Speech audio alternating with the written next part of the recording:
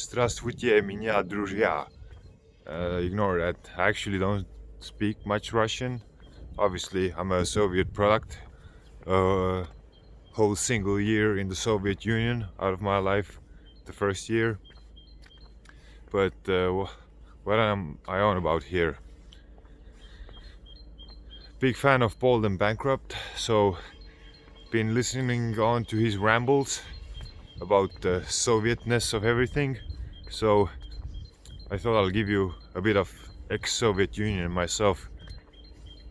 Me obviously being a very factual person, I would like to spit only facts, but I, I thought I'm gonna give a go at this vaguely factual storytelling. Also, as you can see, some people would consider me also bald. This is the longest my hair has been for a long time, and I'm also bankrupt, so consider this like a discount bald and bankrupt video. So here we are, a post-Soviet small town in Estonia called Kehra, and we're at the moment in the grounds of Kehra railway station. So what can I point out? That house is definitely not a Soviet house. You can see the large windows. I would say that that's a definite sign of the railway station being built during the first Estonian Republic. And that might be something Soviet for you.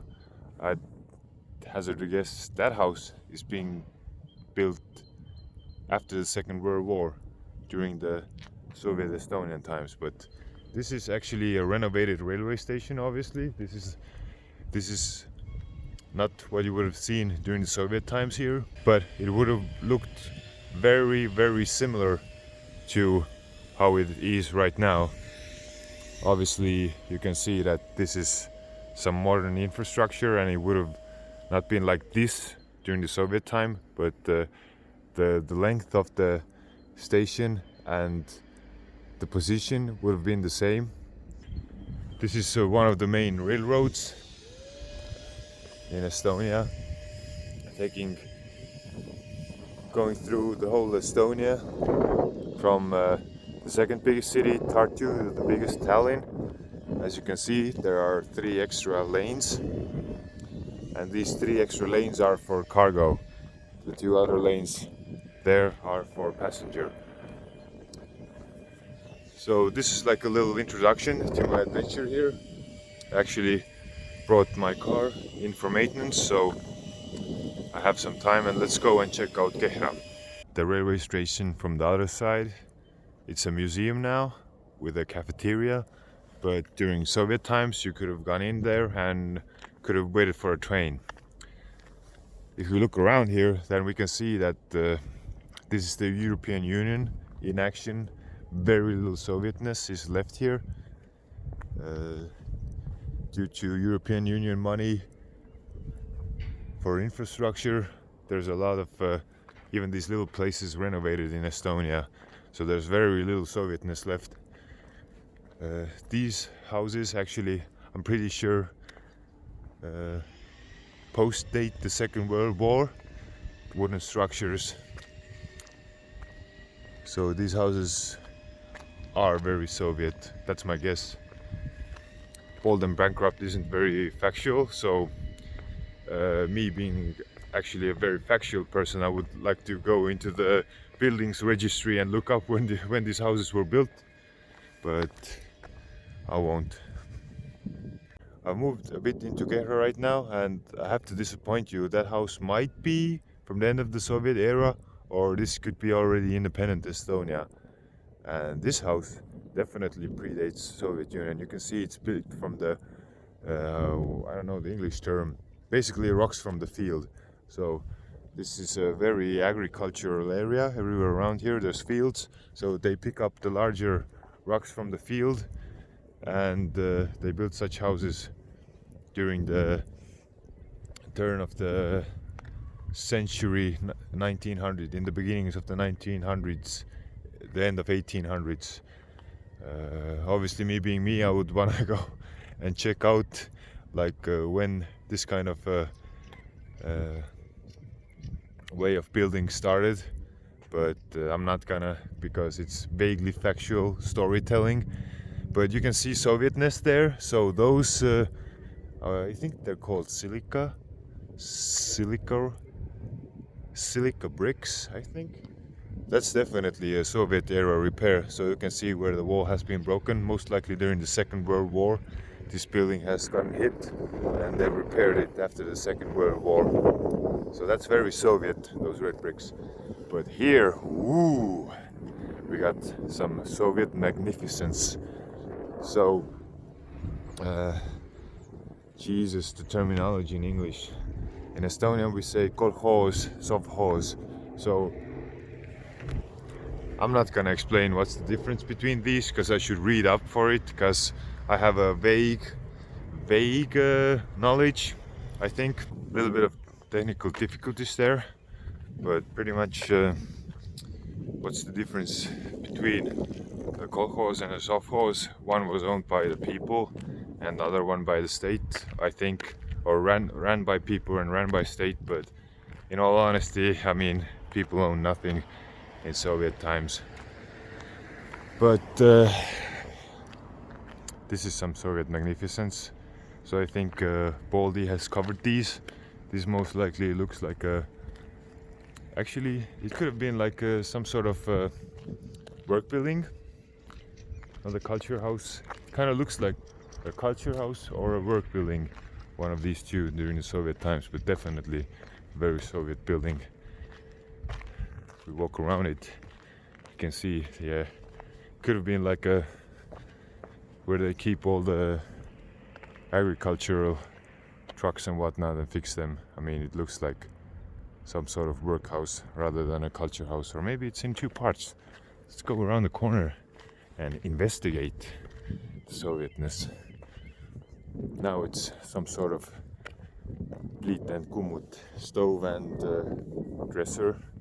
Yeah, it could have been like a, in Estonia we call them autobahns, so they could have kept like the trucks here and fixed them. Just a wild guess. So here, this is pretty Soviet looking with the silica brick. No idea what could it have been, because I think the auxiliary part has been built later. But you can see on the first floor there's been windows. Could have been anything. I mean, even a kindergarten or something in those lines, because it has large windows, so definitely not housing. But it could have been like a kindergarten during Soviet times, but now I have no idea what it is.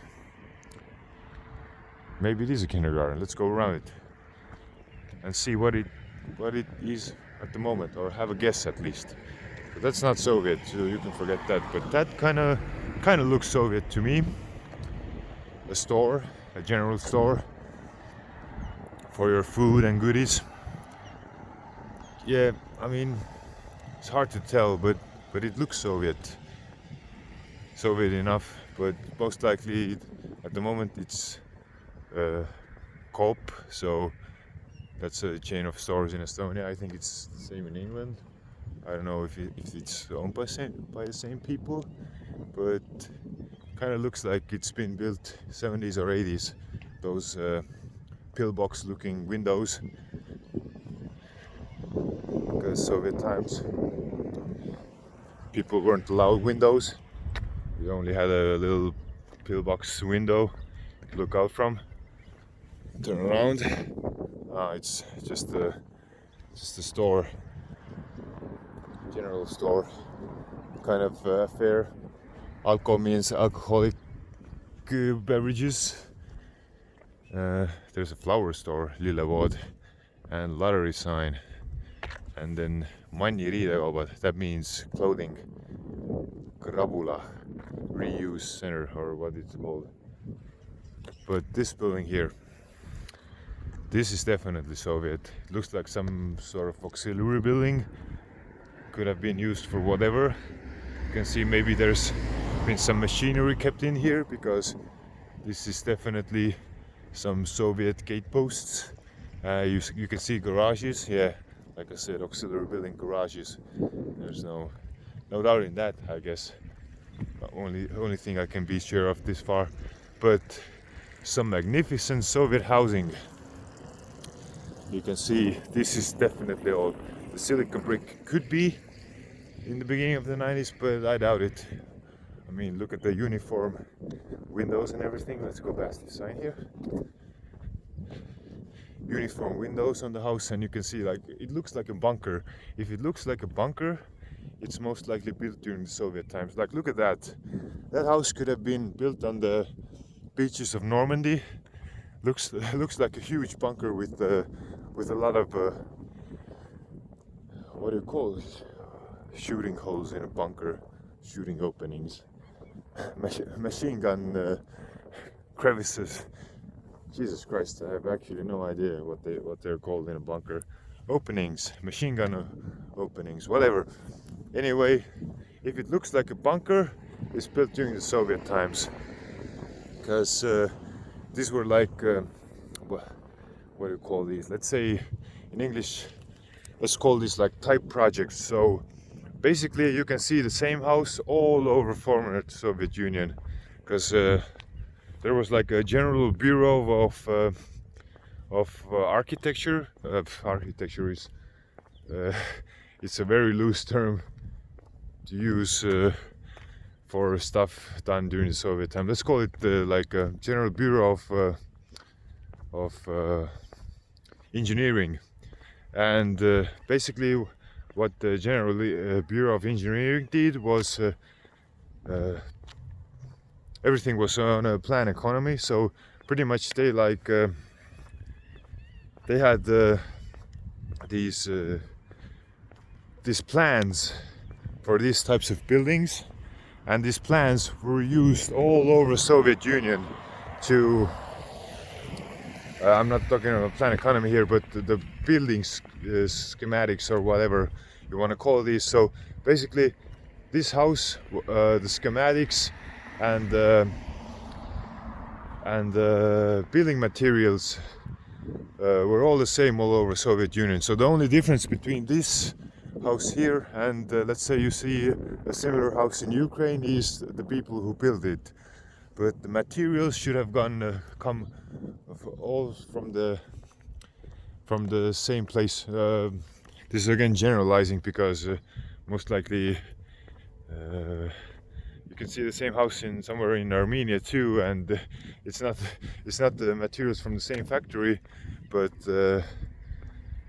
everything how to say was built to plan. So there's the only difference in everything you see is the people who made the materials and who built the houses, because the quality of Soviet buildings is just wall to wall, you know. I think I live in Tallinn, so capital is 40 kilometers away. So basically, when I open my window, I get a draft in my apartment. I can feel the air being sucked in from the bathroom. So these houses you see here, these are not very well built. Most of these have been renovated during the Republic of Estonia to be insulated better and whatnot. But yeah, I think I've run out of rambles here. So I'll rather shut up for a second and continue my walk. I think you've seen these in all these videos, so you can go to wherever he's gone, like Armenia or Georgia or whatever, and you can find the same slide. I don't think I did a very good job of explaining it, but as you can see the same slide somewhere in Latvia, in Armenia, in Georgia, in Russia. I mean, I think the Russia is full of these kind of houses, this kind of stuff behind. These were used to dry laundry. To me, in my childhood, these were goal posts, so we would use them as goal posts for playing football. But yeah, what I was trying to say is you could see this kind of house and this kind of playground and the laundry lines exactly the same. somewhere thousands of kilometers away in another post-Soviet republic. You see another bunker. Let's try to get my camera working here. Come on, gimbal. Gimbal. Yeah, there we go. A lot of Sovietness. I mean, look at this. This is most likely like a school. And it looks exactly like this house. So there's like no doubting that this is as Soviet as it gets. So more random babbling on about houses, but you can see the two rail houses in the foreground and the silica brick house in the background. So these houses in the foreground might have built during the Estonian Republic, the first independent Estonian Republic, and the rear house is definitely built during the Soviet times. So what's the difference? In Soviet times, everything was grander as it needed to be. So you can see this house is 4 stories high, and I'm not 100% sure how much did they follow demographics, but I'm just guessing here that the plan foresaw that you have to build a 4-story house, and then they built a 4-story house. They got the permission to build a 4-story house, so they just built it 4 stories high. It didn't matter how many people are gonna live in there or anything of that nature. They just had a plan in front of them which allowed them to build a 4-story house, and a 4-story house was built, regardless of how many people were living here. But I'd hazard a guess, these larger buildings here are all due to the paper factory, paper mill, whatever you call it in English. So they had some workers here, and of course agricultural people who were working on the fields around here. But they just, given where we are at, of course you can see these days, I mean, these are all full of people. These are all full of inhabitants, since it's really close to the capital and it's way cheaper to live here. But that has to guess, during the Soviet times, some of these apartments were empty. That's just a wild guess. Maybe people lived here the same, like went to work in the capital from here. Some doggos there, post-Soviet dogs, obviously. So 29 years later from the Soviet Union. But yeah, I think I rambled enough about these houses built to plan during the Soviet time.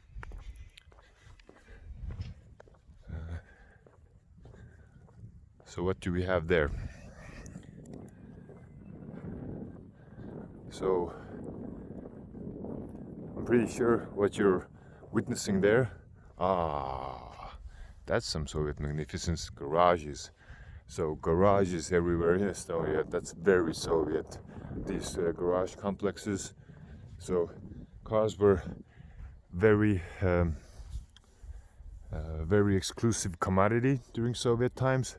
So a proper Soviet car owner had to have a proper Soviet garage. So that's what you're witnessing there. I'm not gonna walk up to there because it's just a silica brick building with wooden doors.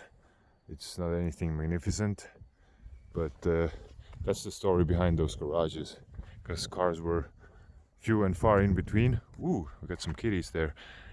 Kitties are always important. So the cars were few and far in between.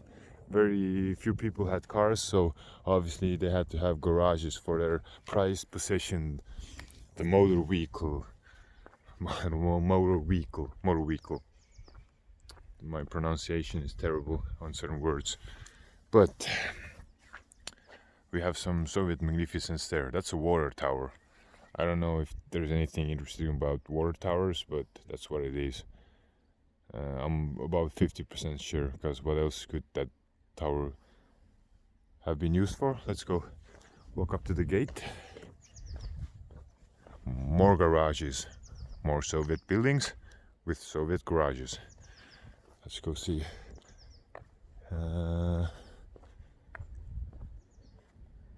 Yeah, it's a water purifying station, so that's the water tower, and that's like a auxiliary building with I guess machinery and whatnot.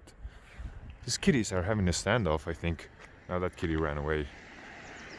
Ah, and that kitty follows the striped kitty ran away.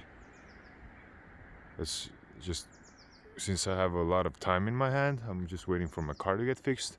Let's follow this situation with the kitties here. I think there's a standoff, or they're trying to do the thing, which I'm not gonna mention here. The thing, you know, what animals sometimes do. But let's continue on into Kehra, that way. Come on, I wouldn't be so heartless to deny you people the magnificence of some Soviet garages. So you can see, that's a good garage. Silica walls, and I think there's even some concrete plating for roof. So some good Soviet garages, some proper garages for some proper Ladas and Zhigulis. Actually, Lada and Zhiguli is the same thing. Ladas, Moskviches, Zaporozhets, and whatnot. Some good ass Soviet garages. But I don't think I have much to say here, so I have to move on a bit past these garages. Let's see what Kehra has to offer us more. So this area, these houses, now, for the sake of storytelling, I just have to add that I'm not an expert, but this could be the Estonian Republic built area, so from 1920 to 1940, or it's very early Soviet time. These houses kind of, I like, you see the apartment back there, that's fucking Soviet as can be. But these houses, I'm not sure, you know. This kind of looks like there was something else here, some other building. You can see the outlines, like the walls would have been running somewhere here. So this could have been some area during the first Estonian Republic. I'm not sure even if I should call it like that. The independent Estonian Republic. Or I'm having another guess here. This could have been like a monument area built during the Soviet time, because as you can see, it's been all raised, but there's like really visible lines where there's been some walling. You can see they're running there and there. So this could have been easily a statue of Lenin, Stalin, or something for something else for the Soviet warriors, because you can see there's some stairs and whatnot here. Or it could have been some sort of building, who knows. Maybe it was raised during the war and this is the remnants, and this is how it's been for like decades. Or maybe this was some sort of monument area.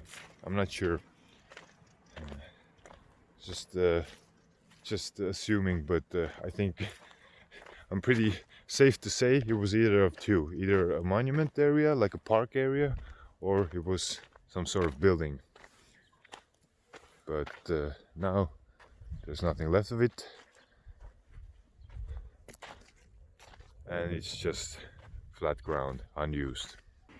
So from this angle I can visualize either a big statue being up there, maybe even a statue from the Estonian War of Independence, and that's why it's being has been raised in the past, or some Soviet statue, or maybe there was a magnificent kindergarten built up the stairs, or a schoolhouse, or a general store. Since I'm not an expert of Kehra, I can't tell you, but use your imagination. Envision something grand, something really Soviet and really grand up on the stairs.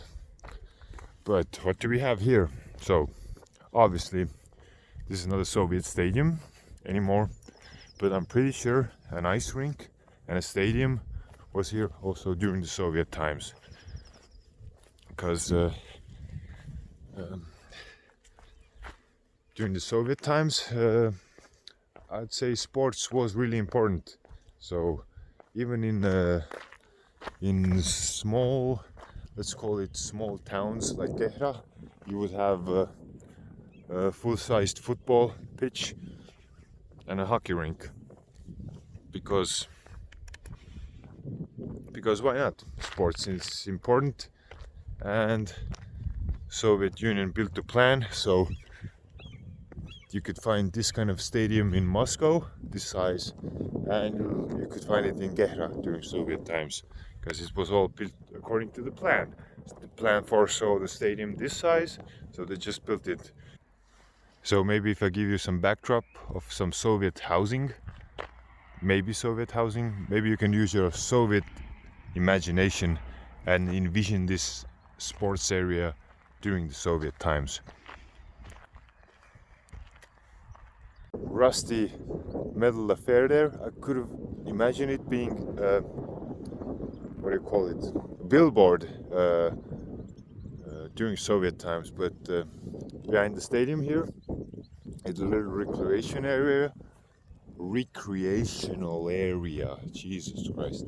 But you can see there's a booth for changing clothes, so this is what you would call a little beach. You could go to Kupatsa here. Of course my Russian is pretty bad, but Kupatsa should be something in dipping yourself in the water or going swimming. Dipping yourself in the water would be more precise, but I think this area is fairly Soviet. It would have been very similar during Soviet times. A little recreational area too at the side of the river, so you could have played your football on the Soviet football field back there. Come on camera, cooperate. And then you could have come for a Soviet swim after your football game.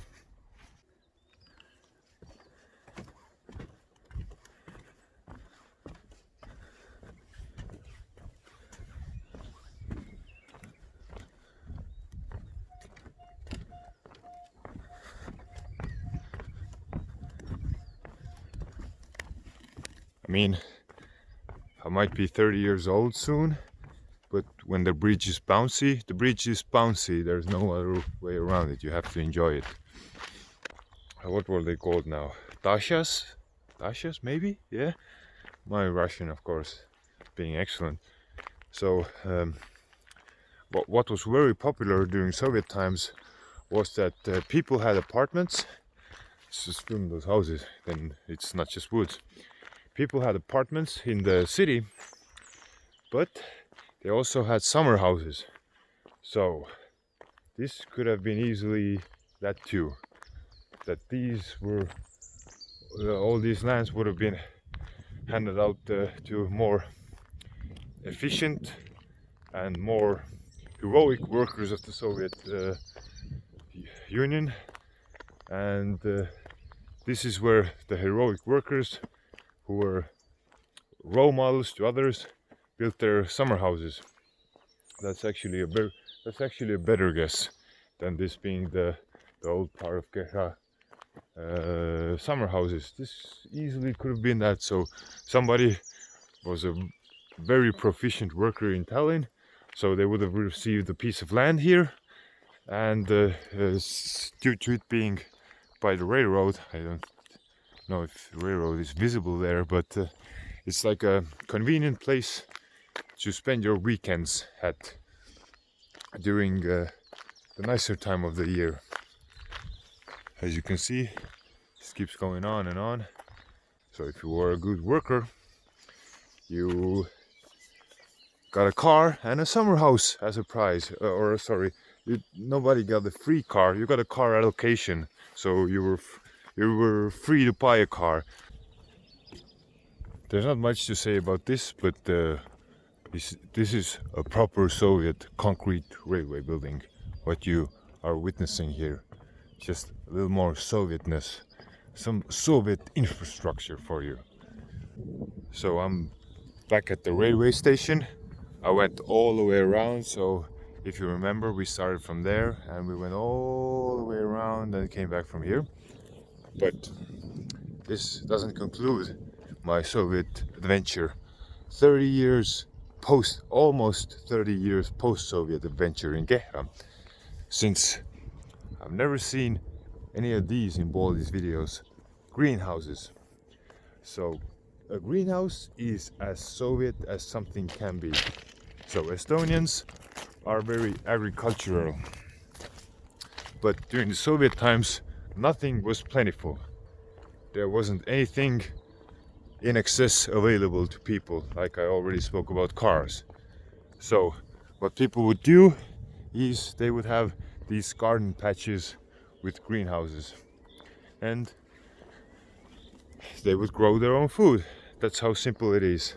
You wanted to have more potatoes than it was available to you by the government, so you just grew your own potatoes, cucumbers, pumpkins, tomatoes, whatever you could get your hands on, because I'm pretty sure the seeds weren't plentiful either. But greenhouses and garden patches, that's extremely Soviet. So they go on for a bit there. I'm just gonna walk a bit closer so you could get a good look at some very Soviet infrastructure here. This is how Soviet people produce food for themselves. You can already see something growing there, but it's a bit cold still, so nothing really should be coming out of the ground but onions and carrots and turnips and beetroot and whatever whatnot you wanted to grow, you could grow. You grew, I think is the proper way to put it. So a very Soviet thing that I think Baldy has even no idea about. Obviously, me having had my Soviet grandmas and grandpas, I've done a bit of weeding, done a bit of watering the greenhouse, watering the garden patches. So my camera keeps messing with me, my phone camera. But anyway, me being a Soviet-born, post-Soviet child, I've spent a fair share of my time on a garden patch. Not too much, but not no time at all either is, I think, the way I should put it. But I've got, I think, 2 party pieces left, and the first one is already visible. The paper mill, the paper factory, whatever you want to call it. So feast your eyes on some Soviet magnificence. The magnificent Soviet industry is all around us here. Obviously not being Soviet anymore, but I bet next to the agriculture part, this was the lifeblood of Soviet Kehra, the paper factory. I'm pretty sure the production of paper is not that much different. So you can see an interesting disparity here. Me being a very factual, not out of my ass storyteller, I'm kind of having a hard time claiming this here, but my wild guess would be that you can see the limestone part there, the limestone building, that's pre-Soviet Union. So there was paper production here pre-Soviet Union, and all the silica shit you can see on the foreground, that's Soviet additions. They just enhanced the paper production, and times changed and everything got more grand. So let's go by the stop sign here. Let's try to film through a gate hole here. So you can see the limestone building back there. That's Estonia. Estonian Republic, and all the silica crap up front. That's some good old Sovietness for you. So that is something very Soviet there. So there's a writing on the wall. I'm just gonna zoom it in for a second. Mehanika Czech. So pretty much it means mechanics factory. It's like a loose translation. Mechanika is mechanics Czech. It's kind of like a place of production, factory. I mean, let's call it a factory. Maybe I'm just going too anal here, but so mechanics factory here, very Soviet building. You can see as Soviet as can be, across from the paper mill. So my guess would be they were fixing machinery related to the paper mill here in the factory across the road. But yeah, something extremely Soviet. You can see grand, cube-looking, small windowed buildings, Soviet as can be, and there's a grand Soviet chimney up there, which seems not to be in use anymore. Maybe it is, because I have no idea about how. You see, I'm going to show this before rambling on. Cellulose Street is going on.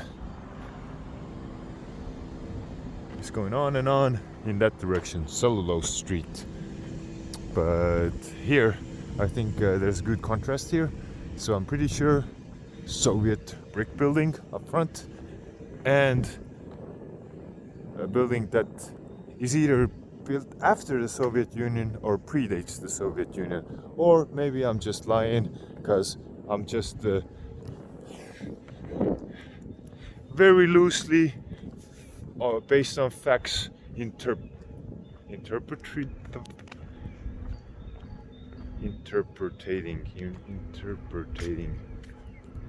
Basically, very loosely based on some vague facts. I'm just making this up. So I'm not a glorious storyteller as Baldy is, because I actually know a little bit. So for me, it's really hard to just come up with these random things I talk about, because it just hammers behind my head that, oh, you might be wrong. But yeah, there's a little rant there. But anyway, let's feast our eyes on the magnificence of the paper factory. Soviet, post-Soviet, pre-Soviet.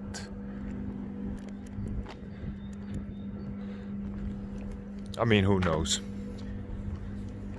These buildings, this housing, I suppose the paper factory workers used to live here, because I mean the brick is like identical from what the paper factory is built from. So my guess is these are very Soviet buildings. You can see a Soviet alleyway, a little Soviet park in the middle there, and a Soviet office building for the paper factory. And there's even some other Soviet production complex thing house back there. You can see a large door, so most likely heavy vehicles would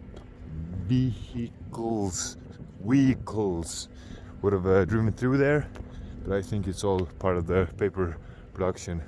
So various stages of it, from sawdust to whatever the actual paper is. Obviously I don't know the order of things in here. I have a very vague clue of how paper is produced, but it smells very sulfury here, I would say. I've played enough in my childhood. I've played around with enough fireworks to know how sulfur smells, and that's how it smells here. Kind of this rotten but somewhat pleasant smell. So a little bit more of the paper factory from the other side. Something for the illegal freedom people, the electricity cable tower. And as you can see, my little adventure in Kehra is about to conclude, because there's a town limit sign there where the town ends. But I still have one party piece left. As you can see, it's pretty cold. My hands are, not to use the F word, are frozen. Are F frozen. It's like +3 degrees today, and it's 28th of April, +3 Celsius. Yeah, there's a little post-Soviet doggo there. The doggo greeted me before too. We're friends with the post-Soviet doggo already. So this is where Kehra Down ends or starts, respectively of which way you're going. There's some more of Sovietness there, a Soviet some sort of production building. You can see there's some sort of red thing back there. I'm not sure what it is, but obviously Soviet. It looks old. And there's another sign. So we exited Kehra town and we entered Kehra village. So let's go and explore Kehra village a bit. What do we have in Kehra village? I have one surprise for you there, and this is the last surprise for the day. Because what would be a cheap discount, bold and bankrupt Soviet video about if it wasn't about some abandoned buildings? So I'm gonna stick in a abandoned building to the end here, just to tick all the boxes, to be proper discount, bold and bankrupt. I would have almost forgotten this magnificent piece of Sovietness. So just I am not an expert on Soviet agriculture. I'm just going from cognitive life experience. But this building kind of looks like it was either used for, what do you call it? Silo? Silo? No, silo is something else in English. The grass that is kept to feed livestock, whatever it's called in English.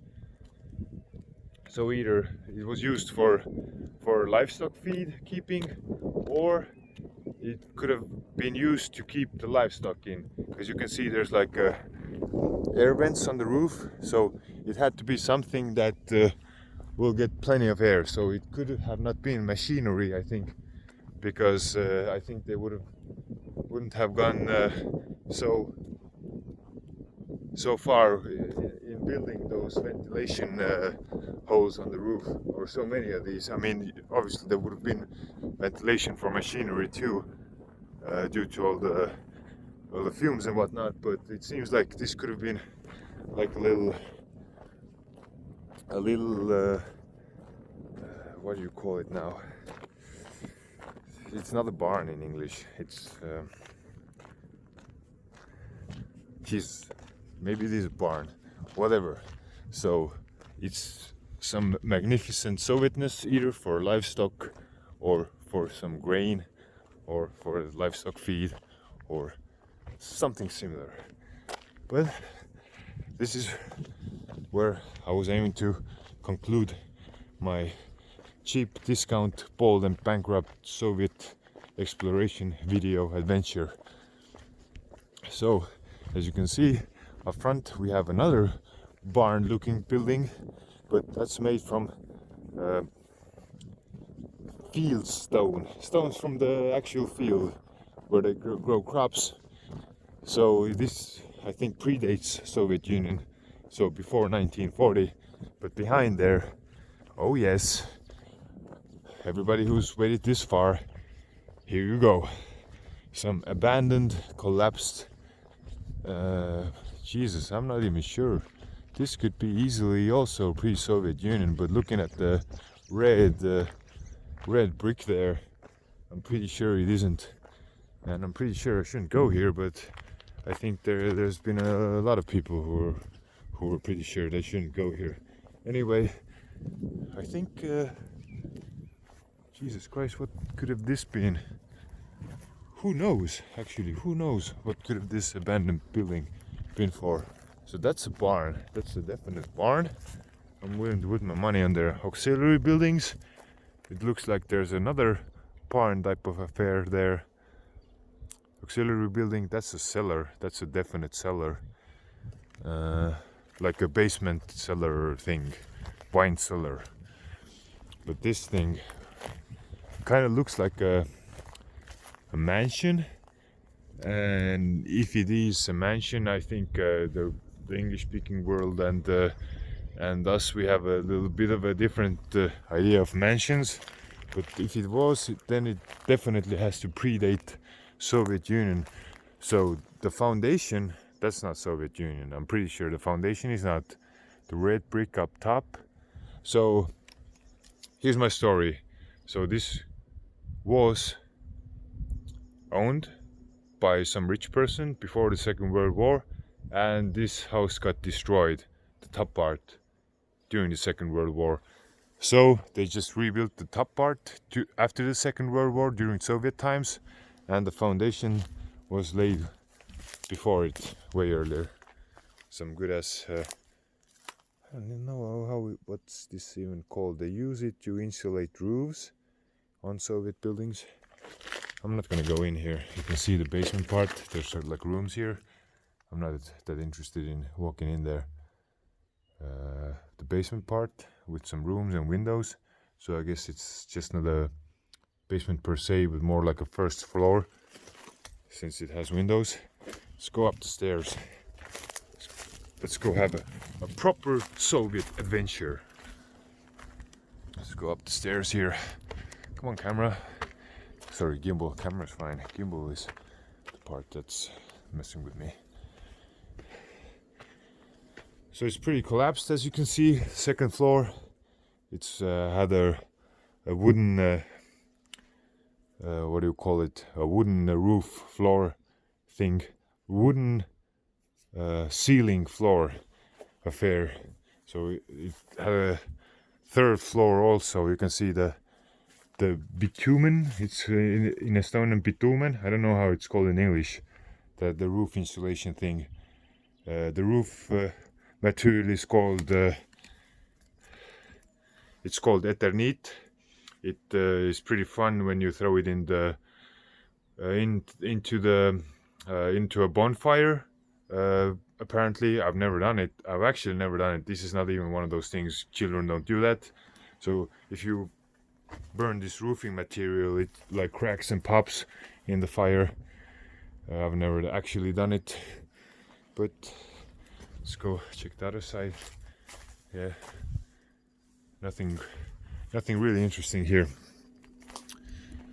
But I think this kind of concludes my cheap discount, bold and bankrupt Soviet adventure video affair.